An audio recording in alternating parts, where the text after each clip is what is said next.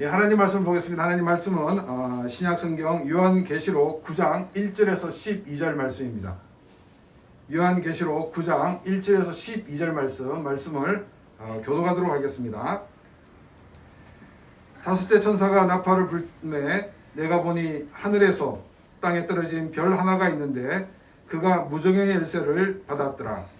그가 무적을 열니 그 구멍에서 큰 화덕의 연기 같은 연기가 올라오매 해와 공기가 그 구멍의 연기로 말미암아 어두워지며 또 황충이 연기 가운데로부터 땅 위에 나오매 그들이 땅에 있는 정갈의 권세와 같은 권세를 받았더라. 그들에게 이르되 땅의 풀이나 푸른 것이나 각종 수목은 해하지 말고 오직 이마에 하나님의 인침을 받지 아니한 사람들만 해하라 하시더라. 그러나 그들을 죽이지는 못하게 하시고 5달 동안 괴롭게만 하게 하시는데 그 괴롭게 함은 정갈이 사람을 쏠 때의 괴롭게 함과 같더라. 그날에는 사람들이 죽기를 구하여도 죽지 못하고 죽고 싶으나 죽음이 그들을 꾀하리라. 황충들의 모양은 전쟁을 위하여 준비한 말들 같고 그 머리에 금 같은 관 비슷한 것을 썼으며 그 얼굴은 사람의 얼굴 같고 또 여자의 머리털 같은 머리털이 있고 그 이빨은 사자의 이빨 같으며 또 철 호심경 같은 호심경이 있고 그 날개들의 소리는 병거와 많은 말들이 전쟁터로 달려 들어가는 소리 같으며 또 정갈 같은 꼬리와 쏘는 살이 있어 그 꼬리에는 5달 동안 사람들을 해하는 권세가 있더라. 그들에게 왕이 있으니 무주갱의 사자라. 히브리어로는 그 이름이 아바돈이요 헬라어로는 그 이름이 아블루온이더라. 첫째 하는 지나갔으나 보라 아직도 이르는 사람들이 있다. 아멘. 끝이 좀 오늘이 종료주일이고 내일부터 토요일까지 고난주간이고 다음 주가 부활주일입니다. 이 고난주간에 같이 특별 새벽 기도를 드려야 되는데 작년에도 코로나 때문에 인터넷으로 같이 예배를 드렸고 올해도 인터넷으로 예배를 드릴 예정입니다. 예배 시작 시간은 5시인데 혹시 5시에 일어나지 못하는 시는 분들은 유튜브에 이제 올려볼 테니까 그걸 이제 보면서 예배를 드리시기를 바랍니다. 우리가 많은 사람들로부터 자주 듣는 말이 뭐냐면 내가 몸이 힘든 것은 참을 수가 있는데 정말 이렇게 마음이 힘든 것은 굉장히 견디기가 힘들다 하는 말들을 우리가 종종 듣게 됩니다. 사람들이 이 육체적으로 또 이 물리적인 어려움보다는 이 정신적인 어려움을 감당하기가 더 힘들다는 것 같은 말인 것입니다. 사람들이 이처럼 살아가는 가운데 많은 고통을 느끼는 것은 인간이 하나님께 죄를 범함으로 하나님과의 관계가 깨어졌기 때문입니다. 이 하나님과의 관계가 깨어진 것으로만 끝나는 것이 아니라 하나님이 만드신 피조물과도 관계가 깨어지게 되었습니다. 이 피조물은 크게 둘로 나누어 우리가 볼 수가 있습니다. 한 가지는 하나님이 지으신 자연이고 또 하나는 사람입니다. 이 자연과도 사람들은 관계가 깨어졌고 또 사람들과의 관계도 다 깨어져 버리고 말았다는 것입니다. 우리가 지난주에 땅이 오염되고 또 바다가 오염되고 또 물이 오염되고 또 공기가 오염되는 이 재해는 이 자연과의 관계가 깨어진 증거인 것입니다. 이 자연재해를 통해서 인간의 연약함을 발견하고 또 인간의 한계를 깨닫게 해서 하나님께 나오게 하기 위한 이 타락한 죄인들에게 베푸시는 일종의 하나님의 은혜이기도 한 것입니다. 그래서 이 자연재해는 하나님의 징벌처럼 보일지 모르지만은 징벌보다는 하나님이 부르시는 하나님의 그 음성인 것을 우리는 다시 한번 기억해 볼 수가 있다는 것입니다. 사람들과의 관계에서는 이 물리적인 것보다는 이 정신적이고 또 이렇게 그 심리적인 것이 더 크다는 것입니다. 물론 이 사람들 관계에서도 이 폭력과 같은 물리적인 것이 있습니다. 그런데 사람들과의 그 관계는 이 물리적인 것으로 끝나지 않고 그것이 트라우마로 남든지 아니면 심리적인 면에서나 또 정신적인 면에서 많은 영향을 주고 있다는 것입니다. 그런데 이런 상처는 자신을 갉아먹습니다. 그래서 이 피폐한 인간으로 되어버리고 만다는 것입니다. 죄로 타락한 인간에게 임하는 이 자연재해를 경험하면서 또 심리적인 상처를 통해서 내가 이것을 회복하기 위해서는 하나님을 찾아야 됩니다. 그래서 하나님께 나와야 되는데 죄로 타락한 인간들은 하나님을 찾지 않고 인간 자신이 만든 우상을 자신의 신으로 섬기면서 더욱 피폐한 영혼으로 살아가고 있다는 것입니다. 우리가 지난주에 살펴봤던 이 재앙들은 주로 물리적인 것이었습니다. 그런데 이 물리적인 재앙을 경험하고 있으면서도 하나님을 찾고 있지 않는 그 인간들에게 하나님께서는 그들의 마음이나 또 그들의 이 정신에 내리시는 하나님의 징벌이 오늘 본문 말씀의 내용입니다. 오늘 이 본문 말씀이 어떤 흐름인지 먼저 정리를 하고 난 다음에 본문 말씀을 구체적으로 살펴보도록 하겠습니다. 이 오늘 본문 말씀은 이 5번째 나팔을 불면서 시작을 합니다. 이 나팔 소리는 우리가 지난번 봉인을 뜰 때 이 말탄자들이 나오기 전에 오라 하는 것 같은 소리가 있다라고 우리가 살펴보았습니다. 이처럼 이 나팔 부는 소리는 그와 같은 역할을 하고 있다는 것입니다. 새로운 장면을 알리는 신호인 것이었습니다.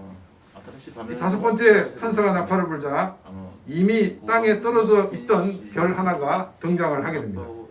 이 별에 대해서는 조금 뒤에 구체적으로 살펴보도록 하겠습니다. 그리고 이 두 번째로는 이 떨어진 별에게 무저갱의 열쇠를 주게 됩니다. 이 무저갱이라는 것은 바닥이 없는 갱이라는 뜻인데 지옥을 상징하는 것 같은 말입니다. 그리고 이 무저갱을 열게 되고 그리고 이제 이 지옥에서 연기 같은 연기가 올라와서 온 세상이 어두워지게 된다라고 이야기를 하고 있습니다. 그리고 이제 이 연기에서 이 메뚜기가 땅 위에 이렇게 나오게 됩니다. 그리고 이제 그 땅에 있는 이 정갈 같은 힘이 이 메뚜기에게 주어졌다라고 이야기를 하고 있습니다. 그리고 이 메뚜기 때는 자연에는 피해를 입히지 않고 이마에 인침을 받지 않은 사람들만 그 해하라고 이렇게 명령을 받게 됩니다. 그런데 이 메뚜기에 쏘인 사람들이 얼마나 힘드냐면 너무너무 괴로워가지고 죽고 싶어도 죽지 못하는 것이 있게 됩니다. 그리고 이 7절부터 9절까지는 메뚜기의 생김새를 이렇게 묘사를 하고 있습니다. 그리고 이제 5달 동안 사람을 해치지 말라라고 이렇게 기간이 정해진 것이 나오고 마지막으로 이 메뚜기 때에는 파괴, 멸망이라고 이름하고 있는 왕들이 있다라고 오늘 본문 말씀이 기록되어 있습니다. 자, 그러면 먼저 첫 번째 이 하늘에서 땅에 떨어진 별 하나가 있는 것을 살펴보도록 하겠습니다. 5번째 천사가 나팔을 불 때 하늘에서 별이 떨어진 것이 아닙니다. 이 떨어진 별, 이 떨어졌다는 이 말이 완료형으로 되어 있습니다. 그러니까 이미 떨어진 별이 있다는 것입니다. 그럼 여러분 어떤 마음이 듭니까? 떨어진 별 과연 뭘까? 감이 잡힙니까? 제가 지난주에도 말씀드렸듯이 이 요한계시록을 처음 받아보는 이 7교회 성도들은 우리보다 구약에 굉장히 정통한 사람들이었습니다. 이 말씀을 읽으면서 이사야서 14장 12절 말씀이 생각났습니다. 이사야서 14장 12절 말씀 보면 너 아침의 아들 계명성이여 어찌하여 그리 하늘에서 떨어졌으며 너 열국을 엎은 자여 어찌 그리 땅에 지켰는고.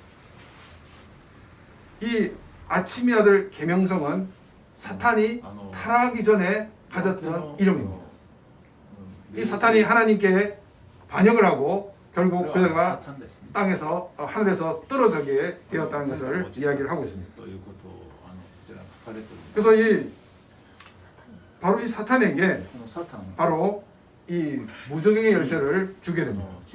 지옥의 열쇠를 주게 된다는 것입니다. 하나님께서는 이 하나님의 나라, 선한 나라를 통치하고 이 마귀는 이 악한 나라, 지옥을 통치하는 것이 아닙니다. 우리가 이제 영화나 애니메이션 같은 걸 보게 되면 이 악한 그 같은 나라의 왕이 이 좋은 나라의 왕을 공격해가지고 이 좋은 나라가 굉장히 어렵게 되는 것을 우리가 종종 보게 됩니다. 그런데 하나님께서 하나님 나라를 통치할 뿐 아니라 지옥도 하나님이 통치를 한다는 것입니다. 단지 하나님께서 이 사탄에게 잠시 키를 맡겨놨습니다. 왜냐하면 하나님의 목적이 있기 때문입니다. 하나님께서 사탄에게 이 지옥의 열쇠를 주신 것은 하나님을 알지 못하는 사람들에게 지옥의 맛을 보게 하시기 위해서라는 것입니다. 사람들이 지옥 맛을 보게 되면 어이구 이 정도인데 내가 이렇게 괴롭다 그러면 내가 하나님을 숨겨야지 이런 마음을 가지게 하기 위해서 하나님은 이 사탄에게 지옥의 맛을 경험하게 하도록 이렇게 열쇠를 주었던 것입니다. 이 열쇠를 받은 사탄은 어떻게 했을까요? 2절 말씀에서 이야기를 하고 있습니다. 그가 무지개경을 여니 그 구멍에서 큰 화덕에 연기 같은 연기가 올라오매 해와 공기가 그 구멍의 연기로 말미암아 어두워지며 지옥문이 열렸습니다. 근데 우리가 이제 영화에서도 보면 지옥문 열리면 막 연기가 확 나오죠, 그죠? 근데 이 말씀 보게 되니까 연기 같은 연기가 올라왔다라고 이야기를 하고 있습니다. 연기 같은 연기. 그 정체가 무엇인가를 이 3절에서 설명을 하고 있습니다. 그 황충이 연기 가운데로부터 땅 위에 나오매 그들이 땅에 있는 정갈의 권세와 같은 권세를 받았더라. 이것은 연기 같은 연기는 실제적인 연기가 아니었다는 거죠. 여러분 여기 사진을 보게 되면 네. 이게 뭐냐면 지금 연기가 아니라 메뚜기 떼입니다. 네. 메뚜기 떼가 이렇게 나니까 마치 연기처럼 보이죠, 그죠? 그래서 이 그 연기 같은 연기는 바로 메뚜기 떼였다는 것입니다. 자 그런데 이 그 메뚜기 떼가 어느 정도 심하냐면은 우리가 일본이나 한국에서는 그 메뚜기 떼를 보기가 쉽지 않습니다. 그런데 이 아프리카나 또 지중해 연안 또 종종 이제 미국 쪽에서도 이 메뚜기 떼들이 이렇게 출몰을 합니다. 그러면 메뚜기 떼가 이렇게 지나가면 아무도 남지 않는 거예요. 그래서 이 메뚜기 떼가 형성되기 시작하면 각 정부들은 굉장히 긴장을 합니다. 이처럼 이 메뚜기 떼는 많은 농작물들에 피해를 주는 그 같은 곤충인 것을 우리가 알 수가 있습니다. 그래서 7교회 성도들은 이 말씀을 보면서 아 메뚜기 떼 습격을 얘기하는구나 쉽게 그들은 이해할 수가 있었다는 것입니다. 그런데 이 메뚜기의 특징이 뭐냐면 다른 일반적인 메뚜기 떼와 다르게 정갈의 권세와 같은 권세를 받았다라고 얘기하고 있습니다. 이 정갈 이래도 우리는 우리 주변의 정갈을 잘 볼 수 있는 것이 아니기 때문에 도대체 뭘 얘기하는가 잘 이해가 되지 않습니다. 이 정갈의 종류는 수천 종이 있다고 합니다. 그런데 실제적으로 사람에게 치명적인 피해를 주는 것은 25종류밖에 없다고 합니다. 이 정갈의 특징은 이 집게 다리가 있고 꼬리에 독침이 있습니다. 근데 좀 이렇게 큰 정갈은 이 집게가 굉장히 심하고 이 굉장히 힘이 있어 이게 위험하고 작은 이 정갈은 꼬리에 독침이 굉장히 위험하다고 합니다. 근데 이제 이 정갈들이 주로 이제 돌 틈에 숨어 있거나 나무 틈 사이에 숨어 있기 때문에 조금만 부주의하면은 이 정갈에게 이 쏘일 수가 있다는 것입니다. 근데 이에 반해서 메뚜기 떼는 어떻습니까? 메뚜기 떼는 순간 덮치는 것이 아니라 어쩌다 한 번씩 닥친다는 것입니다. 그래서 여기 정갈의 권세를 가졌다는 것은 항상 언제 어디서든지 주변에서 자신을 공격할 수 있는 그 같은 위치에 있다는 것을 우리에게 말을 하고 있습니다. 또 이제 이 메뚜기 크기가 어느 정도냐면 지중해 아프리카 출몰한 메뚜기들은 5cm에서 10cm 정도 크기로 합니다. 그리고 이제 메뚜기가 출몰하면 메뚜기가 출몰하면 높이가 한 25m, 25m까지 메뚜기가 날아다니는 거예요. 그리고 이 선두와 후미의 그 길이가 약 6km까지 이렇게 아주 길게 이렇게 날아가고 있다고 합니다. 이제 1866년에 알제라는 지역에 메뚜기가 출몰해가지고 이 20만 명이 기근으로 죽었다라고 얘기하고 있습니다. 그러니까 이 메뚜기 떼의 피해가 얼마나 큰가를 우리가 알 수가 있습니다. 그런데 이 요한계시록에 나와 있는 이 메뚜기 떼는 이런 일반적인 메뚜기 떼와는 다르다는 것입니다. 자연에는 피해를 주지 않고 하나님의 인침을 받지 않은 사람에게만 피해를 주라는 명령을 받는 것을 보게 됩니다. 4절입니다. 그들에게 이르시되 땅의 풀이나 푸른 것이나 각종 수목은 해하지 말고 오직 이마에 하나님의 인침을 받지 아니한 사람들만 해하라 하시더라. 일반적인 메뚜기 떼는 땅에 풀이나 나무를 남겨두지 않는데 이 메뚜기 떼는 이런 자연은 해하지 말라고 명령을 받습니다. 이 메뚜기 떼가 피해를 주는 대상은 하나님의 인침을 받지 않은 사람에게만 해하라는 명령을 받게 됩니다. 지금 이 지옥에서 무지옥에서 올라온 메뚜기 떼는 실제적인 메뚜기 떼가 아니라 상징적인 것임을 우리는 알 수가 있습니다. 이집트에서 이스라엘 백성들이 이집트에서 나오기 전에 하나님께서 10가지 재앙을 내렸습니다. 이 10가지 재앙 가운데 첫 번째부터 세 번째까지는 이스라엘 백성에도 임했고 또 이집트 사람들에게도 그 재앙이 동일하게 임했습니다. 근데 이 네 번째 재앙부터는 이집트 사람들에게는 임했지만은 이스라엘 사람들이 살고 있는 고센 지역에는 그런 아무런 피해가 없었던 것을 우리는 볼 수가 있습니다. 지난주에도 말씀드렸지만은 이집트에 내린 이 10가지 재앙을 이스라엘 백성들은 두려워할 필요가 없습니다. 왜냐하면 이 10가지 재앙의 타겟은 이집트 사람들이 자신이 신이라고 믿고 있는 그 신과 그 신을 따르는 사람에게 내리는 하나님의 징벌이기 때문입니다. 우리는 오늘 이 본문 말씀을 읽으면서도 이 말씀에 대해서 두려워할 필요가 없다는 것입니다. 왜냐하면 이 5번째 나팔을 불고 나타난 이 현상들은 하나님의 인침을 받지 않은 사람들을 대상으로 하고 있다는 것입니다. 하나님의 인침을 받지 않은 사람들 누구입니까? 예수 그리스도를 주로 믿지 않는 사람들에게 하나님께서 이것을 허락하셨다는 것입니다. 자, 만약 이 인침을 받지 않는 이 사람들에게 내리는 이 징벌이 만약 이것을 통해서 고통받고 죽으라 라고 하나님께서 벌을 내리셨다고 그러면 이 메뚜기 떼에게 하나님께서 죽이지는 말라라고 명령을 하지 않으셨다는 것입니다. 5절 말씀 그러나 그들을 죽이지는 못하게 하시고 5달 동안 괴롭게만 하게 하시는데 그 괴롭게 함은 정갈이 사람을 쏠 때의 괴롭게 함과 같더라. 이 메뚜기 재앙을 통해서 하나님께 돌아올 수 있는 회개의 기회를 하나님이 주신 것이라는 것입니다.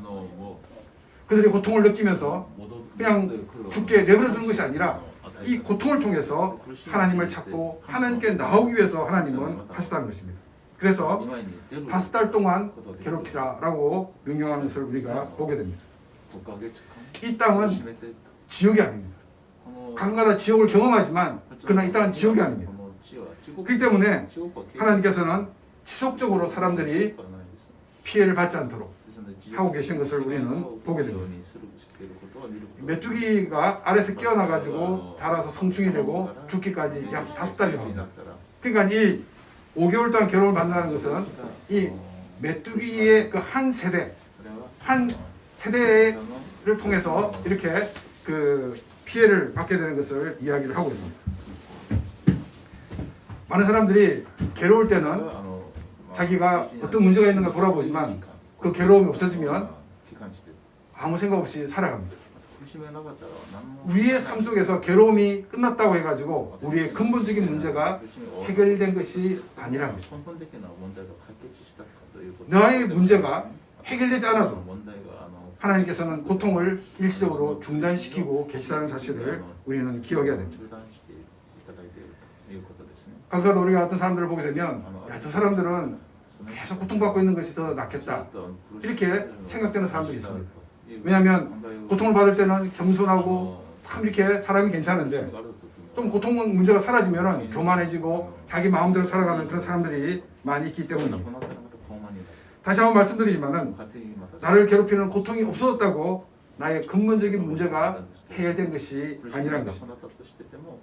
하나님은 그래 지금 내가 살고 있는 것은 지옥이 아니니까 이 정도까지는 내가 하겠다 라는 하나님의 인내와 하나님의 참으심이 있기 때문에 우리의 본질적인 문제가 해결되지 않아도 고통의 문제가 간혹 없어지고 있다는 사실입니다. 6절입니다. 그날에는 사람들이 죽기를 구하여도 죽지 못하고 죽고 싶으나 죽음이 그들을 피하리로다. 이 메뚜기 떼의 피해를 본 사람들은 너무나 괴로워서 정말 죽고 싶을 정도라는 것을 우리가 알 수가 있습니다. 그런데 죽고 싶어도 죽지 못한다라고 성경은 이야기를 하고 있습니다. 죽음이 도망가는 날. 이 욥도 그렇게 생각했지만은 많은 사람들은 죽으면 모든 것이 다 끝난다라고 생각을 합니다. 그런데 죽는다고 모든 것이 끝나는 것이 아니라 이 땅에서의 삶의 연장선상에서 영원한 세상이 시작되고 있다는 것입니다. 이 땅에서 예수 그리스도의 십자가의 공로를 믿는 사람들은 영원한 생명을 누리지만 이 땅에서 예수 그리스도를 주로 믿지 않는 사람들은 영원한 지옥 형벌을 받게 된다는 것입니다. 고통이 너무 심하여 죽고 싶어도 죽지 못하는 것이 고통을 당하는 관점에서는 아마 최고의 저주일 것입니다. 그런데 이것이 바로 지옥에서 당하게 될 고통의 모습입니다. 지옥은 영원히 죽을 수 없는 것입니다. 지옥의 고통에 대해서는 예수님께서 거지 나사로와 부자의 비유를 통해서 말씀하셨습니다. 고통 때문에 죽고 싶어도 죽지 못하는 지옥에 떨어지겠느냐, 아니면 하나님을 믿고 하나님 백성으로 살아가겠느냐.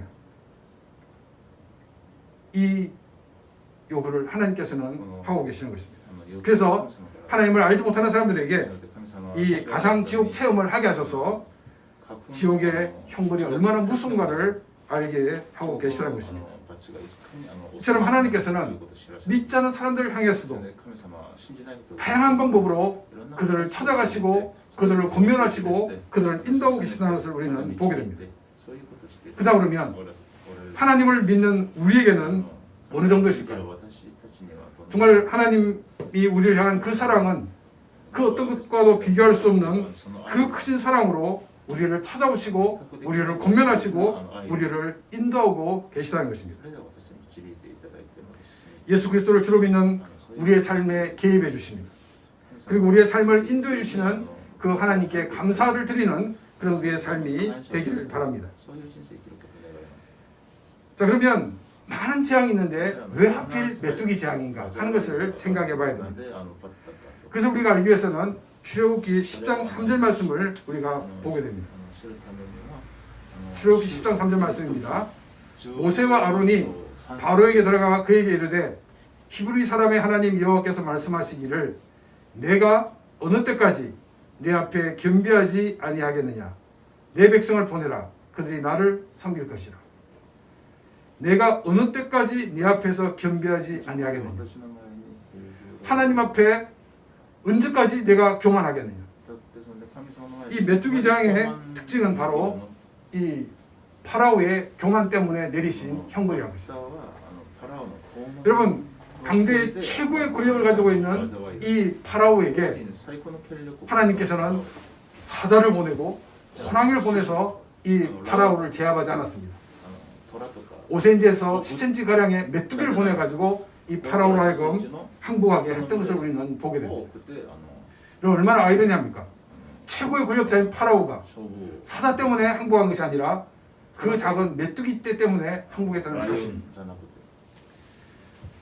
우리는 우리 주변에 정말 좋은 사람들이 많이 있는 것을 보게 됩니다. 정말 착하고 겸손하고 여러 가지 면에서 정말 귀한 모습들을 가진 사람들이 많이 있습니다. 그런데 이 사람들이 하나님을 믿지 않고 있다 보면 이 사람은 교만한 사람이라는 것을 반증하고 있는 것입니다. 하나님께서는 하나님을 믿지 않는 사람들에게 자연재해를 통해서 인간의 한계와 또 인간의 연약을 알게 하시고 그래서 하나님을 찾고 하나님께 돌아오게 하고 계십니다. 그런데 저를 살아간 인간들은 하나님을 찾지 않고 하나님께 돌아오지 않습니다.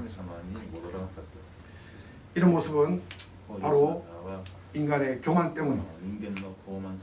우리가 먼 은하계까지 가지 않아도 이 태양계만 보더라도 우리 인간은 정말 한 점에 불과합니다. 이런 인간이 우주를 창조하시고 다스리는 하나님을 인정하지 않는다는 것은 너무나도 교만한 것임을 우리는 기억을 해야 됩니다. 우리가 하나님을 믿고 하나님 백성이 된 것은 정말이지 하나님의 은혜인 것입니다. 나도 모르는 사이에 나에게 있던 교만이 꺾이고 하나님을 하나님으로 인정하고 고백하게 된 것은 정말 기적 중에 기적인 것입니다. 이런 기적이 나의 주변에 하나님을 알지 못하는 사람들에게 일어날 수 있도록 더욱더 기도하는 그런 삶이 되기를 바랍니다. 또한 때를 어떤지 못 어떤지 항상 주의 복음을 전하는 그런 귀한 삶이 되기를 바랍니다. 저 사람은 정말 예수를 믿지 않는 사람이다 라고 생각되는 사람이 주님을 영접하는 그런 귀한 역사를 일으키는 것은 우리가 주님의 말씀에 순종할 때 일어난다는 것입니다.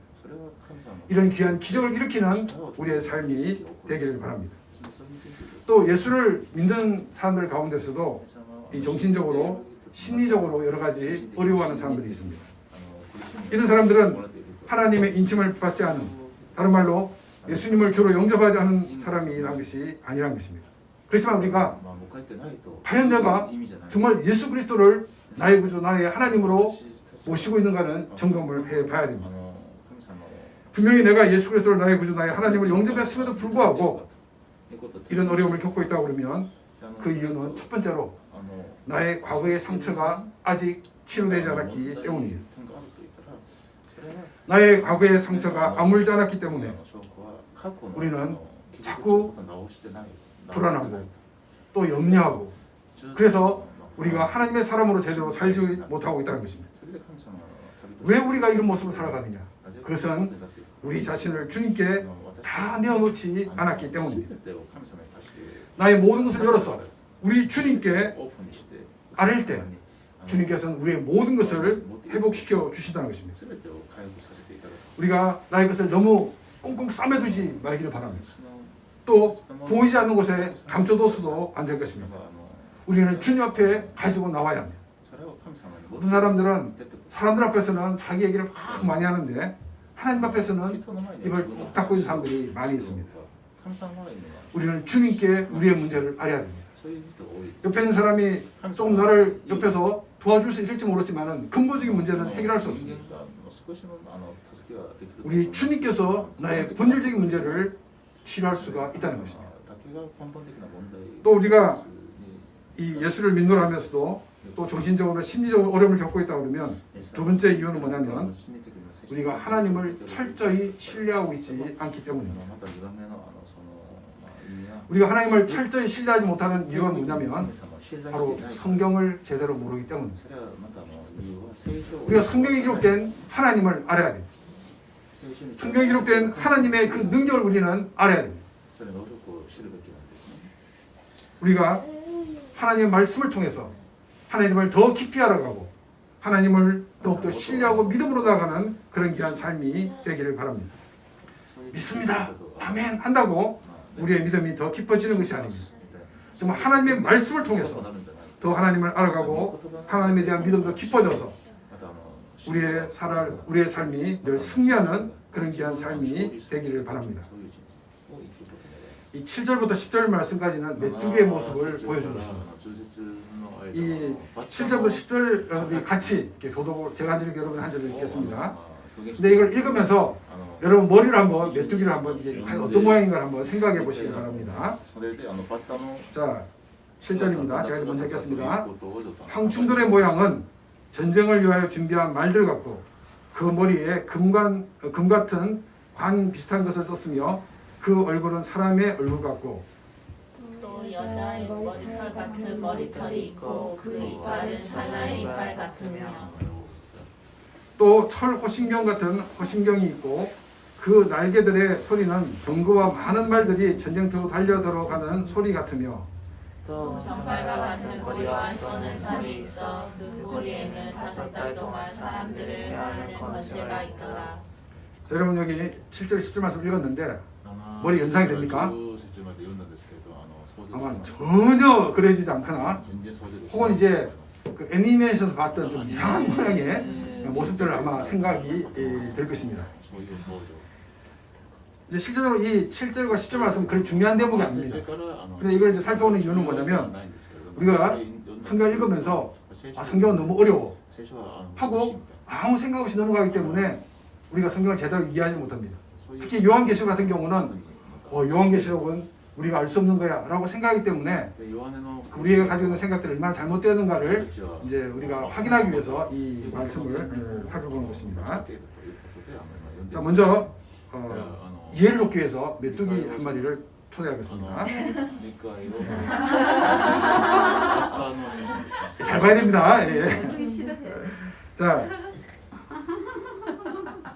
여러분 이제 이 메뚜기를 잘 보게 되면 먼저 우리가 생각할 것이 뭐냐면 이 요한계시록에 나와 있는 메뚜기의 모양은 메뚜기 떼에는 실제적인 메뚜기 떼를 얘기하고 있는 것이 아니라 상징적인 것이라는 것을 먼저 전제를 하고 나가야 됩니다. 그런데 우리는 이 메뚜기가 군사적인 입장에서 우리는 전혀 생각하고 있지 않다는 것입니다. 그런데 이 요한은 이 하나님을 믿지 않는 사람들을 공격하는 하나의 군인의 모습으로 이 메뚜기를 표현을 하고 있습니다. 그래서 이 메뚜기의 병사가 어떤 모습인가를 보여주고 있다는 것입니다. 말씀해 보니까 전쟁을 위하여 준비한 말들과 같다는 것은 바로 이 메뚜기의 뒷다리를 얘기하고 있습니다. 아주 공격적인 자세를 우리에게 보여주고 있습니다.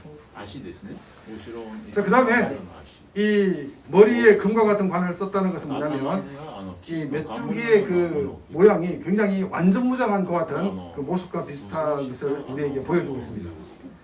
근데 한 가지는 뭐냐면 그 얼굴이 사람과 같다 하는 것이 굉장히 우리가 난해한 대목입니다.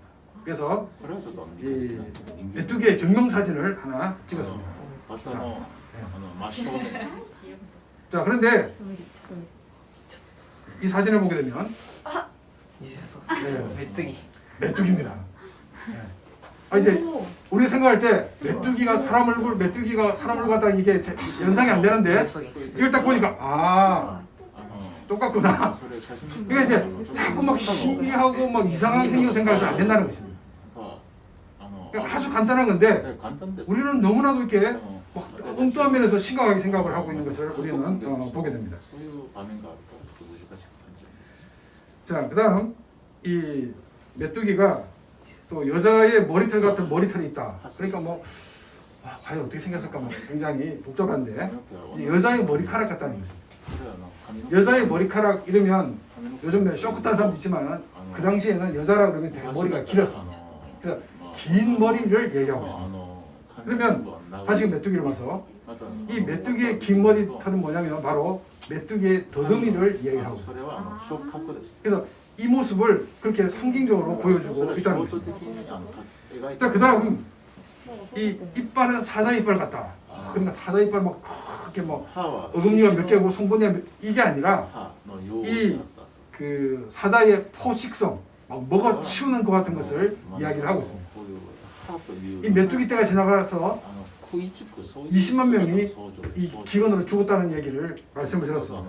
이 메뚜기 떼의 포식성을 이야기를 하고 있습니다. 또 이제 이 구절에서 이 호심경은 뭐냐면 우리가 이제 완전 그 무장을 하는데 이 갑옷을 입는데 이 가슴에 붙이는 것 같은 이 흉배를 이야기를 하고 있습니다. 그리고 이 날개 소리가 병거와 많은 말들이 전쟁터로 달려가는 소리 같다는 것은 이 메뚜기 떼가 날아갈 때 나는 소리를 이야기를 하고 있습니다. 우리가 이제 이 10절 말씀을 보게 되면 이 10절 말씀의 이 모습은 보통 이 메뚜기의 모양과는 좀 다른 모양입니다. 이 정갈과 같은 그 꼬리가 있고 쏘는 살이 있다라고 이야기를 하고 있습니다. 우리가 이제 이 좀 그 앞에서도 살펴봤지만 정갈의 권세가 어떤 숨어 있어가지고 언제든지 사람을 공격할 수 있는 것이라고 말씀을 드렸습니다. 근데 이 메뚜기 떼는 지나가면 많은 사람들이 피해를 입습니다. 근데 이 정갈은 뭐냐면 그 정갈에 쏘인 사람만 피해를 받게 된다는 것입니다. 그래서 단체로 받는 것이 아니라 한 사람 한 사람이 그 같은 이 정갈에 물리는 것처럼 그런 치명적인 것 같은 피해를 입게 될 것을 이야기를 하고 있습니다. 자, 메뚜기가 때가 지나가면 남는 것이 없습니다. 내가 열심히 일을 해가지고 손에 얻었는데 딱 손에 가지고 보니까 이게 별게 아니구나 라고 생각이 든다는 것입니다. 내가 이것을 왜 일을 했는가, 이런 허무한 생각이 든다는 것입니다. 그래서 많은 것을 가진 사람일수록 우리가 보게 되면 향락에 빠지고 또 마약에 빠지는 것을 우리는 보게 됩니다. 하나님을 알지 못하고 자기가 아무리 많은 재물을 가져도 아무리 많은 권력을 가져도 사람은 허무하게 느껴진다는 것입니다. 그래서 이 허물을 달리기 위해서 향락에 빠지기도 하고 또 마약에 빠지기도 한다는 것입니다. 솔로몬도 자신의 삶을 얘기하면서 하나님을 알지 못하는 삶은 헛되고 헛되다라고 이야기를 하고 있습니다. 우리는 예수 그리스도로 말미암아 풍성한 삶이 되기를 바랍니다. 11절 말씀입니다. 그들에게 왕이 있으니 무적의 사자라. 히브리어로는 그 이름이 아바돈이요 헬라어로는 그 이름이 아볼루온이더라. 이 메뚜기는 원래 리더가 없습니다. 그냥 이 같이 이 단체를 지어서 이렇게 날아다니는 것인데 이 무정에 올라온 이 메뚜기는 메뚜기 떼에는 리더가 있다라고 얘기하고 있습니다. 이 메뚜기 떼에 왕이 있다는 것은 이 움직임이 조직적으로 움직이고 있다는 것입니다.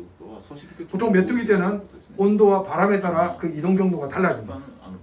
그런데 이 무적에서 올라온 이 메뚜기 떼는 정확한 타겟을 정하고 그 타겟에게 공격을 하고 있는 것을 우리에게 보여주고 있습니다.